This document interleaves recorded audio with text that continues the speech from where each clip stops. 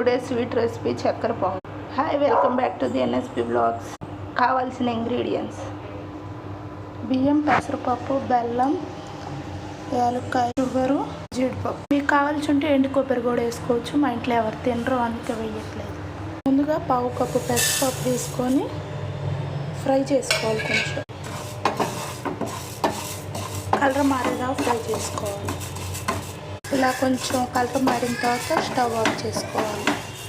దీన్ని మనం కుక్కర్లో చేసుకుంటేనే తొందరగా అయిపోతుంది. ఫ్రై చేసుకున్నాన్ని కుక్కర్లో చేసుకోవాలి. అలాగే దీంట్లోకి 3/4 కప్పు బియ్యం. వీటన్నిటిని ఇప్పుడు శుభ్రంగా కడుక్కోవాలి. ఇలా శుభ్రంగా కడుక్కున్న తర్వాత వాటర్ యాడ్ చేసుకోవాలి. మనం మొత్తం కలిపి 1 కప్పు తీసుకున్నాం కదా, దానికి 2 కప్పులు వాటర్ అయితే కరెక్ట్గా సరిపోతుంది. 3 విజిల్లు వచ్చేదాకా ఉడికించుకోవాలి. జీడిపప్పుల్ని నెయ్యిలో వేపుకుందాం. మీకు నెయ్యి ఇష్టం లేకపోతే ఆయిల్లో ఫ్రై చేసుకోండి. మీరు తినే వాళ్ళు ఉంటే కొబ్బరి కూడా సన్న స్లైసెస్గా కట్ చేసి ఫ్రై చేసి. మేము ఎవరైనా తినం కాబట్టి జీడిపప్పు ఒకటే. ఇప్పుడు మనం 3/4 కప్పు బెల్లం తీసుకోవాలి. Cup sugar. మీరు కావాల్సి ఉంటే వీటిని రివర్స్ కూడా చేసేసుకో. షుగర్ 3/4 కప్పు, బెల్లం 1/4 కప్పు.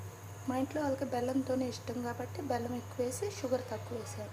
1/2 కప్పు వాటర్ యాడ్ చేసి. ఈ సిరప్ మనకి పాకమే వచ్చే పని లేదు. బెల్లం పంచదార కరిగితే చాలు. ఇదిగో బెల్లం చూడండి, ఇప్పుడే రెడీ అవుతుంది. మనం రెడీ చేసుకుని ఇలాచి. రైస్ పర్ఫెక్ట్ కుక్ అయింది చూడండి, పొడి పొడిలాడుతూ.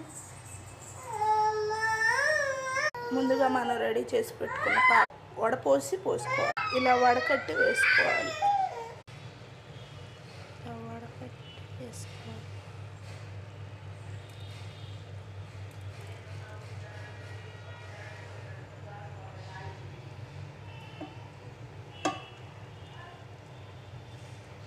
దీన్ని కొంచెం దగ్గర పడుకునిచ్చేదాకా ఉడకనిచ్చుకొని స్టవ్ ఆఫ్ చేసుకోవటం.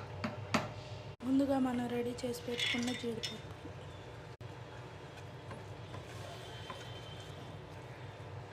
గుమగుమలాడే చక్కెర పొంగల్ రెడీ.